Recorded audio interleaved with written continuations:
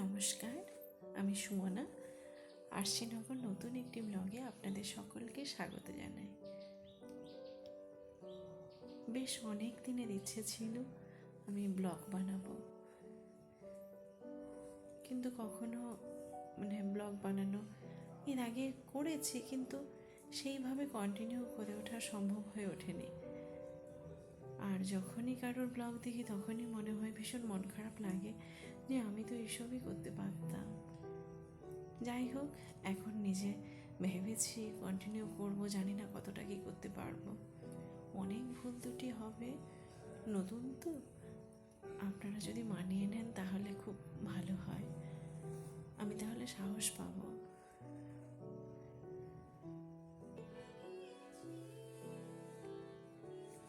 আর সকাল থেকে অনেক কাজই আমার হয়ে গেছে, তার মধ্যে যখন যতটুকু পেরেছি ক্লিপ নিয়েছি। আর আপনারা হয়তো ভেবে দেখবেন, দেখলেই বুঝবেন যে নিশ্চয় অনেকগুলো দিন ধরে এই ভিডিওগুলো নেওয়া, কারণ নানান সময় নানান জামা পরে ভিডিও করা। আসলে তা নয়, ওই নানান রীতিনীতি মেনে থাকতে হয়, তো তাই দিনে অনেকবার, বেশ কয়েকবার আমাকে জামা চেঞ্জ করতে হয়, তাই আর কি। আর আজকে আমি অলরেডি একটি তরকারি রান্না আগে করেই ফেলেছিলাম, কারণ আমার পক্ষে সম্ভব নয় ক্যামেরার সামনে দুদিকে দুটো কড়াই বসিয়ে রান্না করা, আর বিশেষ করে এই কড়াইতে রান্না করা। এই কড়াইতে আমাদের নিত্যদিনই রান্না হয়, হয় এই কড়াইতে, না হয় লোহার কড়াইতে। লোহার কড়াইটা বেশি উনানেই ইউজ হয়, যখন দিদি রান্না করে লোহার কড়াইতে বেশি রান্না করে। কিন্তু যখন গ্যাসে রান্না করি আমি, তখন আমি চেষ্টা করি এই কড়াইতে রান্না করার। আসলে আমার হাজব্যান্ড খুব পছন্দ করে, অ্যালুমিনিয়ামটা ঠিক পছন্দ করে না, আর ওই জন্য। আর এই কড়াইতে রান্না করতে গেলে ভীষণ ধৈর্যের প্রয়োজন, কারণ এই কড়াইতে প্রথমে তো কিছুতেই গ্যাস বাড়ানো যায় না যতক্ষণ না তরকারিতে জল দেওয়া হচ্ছে।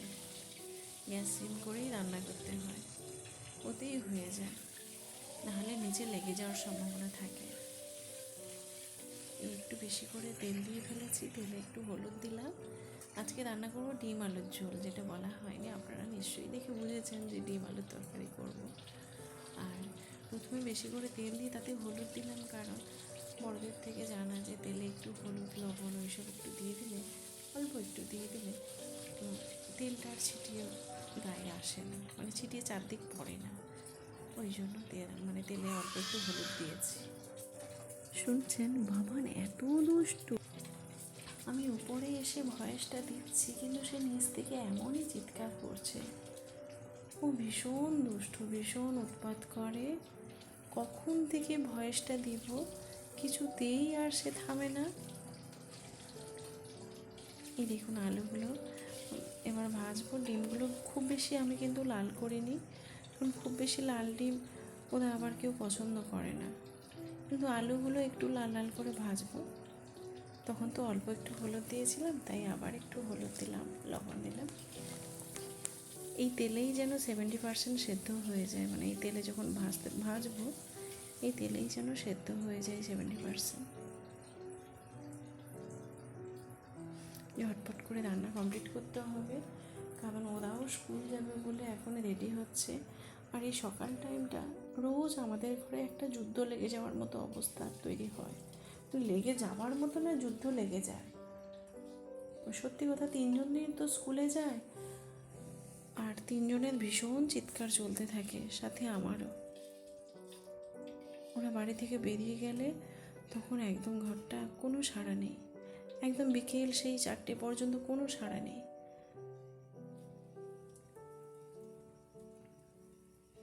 এবার একটু কালো জিরা দিলাম। আপনারা কে কী ফোড়নে দেন জানি না, তবে আমাদের বেশিরভাগ তরকারিতে, যেসব তরকারিতে কালো জিরা দেওয়া যায়, চেষ্টা করি, কালো জিরাটা আমরা খুব পছন্দ করি। এবার দেখুন বাকি অল্প একটু পেঁয়াজ নিয়েছি, ওটা একটু ভাজবো, একটু লাল লাল করে ভাজবো। তারপরে বাকি পেঁয়াজ, আদা, রসুন, শুকনো লঙ্কা, টমেটো, এগুলো সব পেস্ট বানিয়ে নিলাম। আসলে বাবি একটুও পছন্দ করে না গোটা মশলা যদি একটু থেকে যায়, ও খাবেই না। আর ওই প্রথম থেকে যে পেস্ট বানিয়ে রান্না করি, ওই রকমই এখনও তেমনই চলে, আর আমাদেরও খুব ভালোই লাগে। মানে অল্প মশলাতেই কিন্তু হয়ে যায়, বেশ গ্রেভিটা খুব সুন্দর হয়ে যায়। তবে একটি সমস্যা হয়, এই পেঁয়াজটা তো মিষ্টি জিনিস, আর তার উপরে মিক্সিতে পেশা, তো ওই জন্য পেঁয়াজটা কিন্তু যে কোনো কড়াইতে রান্না করলে কিন্তু নিচে একটু বসে যাওয়ার সম্ভাবনা থাকে। আর বিশেষ করে এই কড়াইতে খুব বেশি, অন্যান্য কড়াই থেকে এই কড়াইতে লেগে যাওয়ার সম্ভাবনা আরও অনেক বেশি। আর আমি কিছুতেই এখনও চিনি দিব না, চেষ্টা করি চিনিটা জল দেওয়ার পরে দিতে। এখন দিলে তো মানে কিছুতেই এখান থেকে মানে নাড়াই যাবে না, মানে আমি নড়ে যে কিছু কিছু করবো ওইসব কিছুই পারবো না। এবার সেই মিক্সি ধোয়া জল, এটা সবাই করে, আমি তাই দিলাম। আরও একটি ভুল হয়েছে, কখন আমি গরম মশলা, কখন তরকারিতে জল দিয়েছি, আমি ওইগুলো টেকনিতে ভুলে গেছি।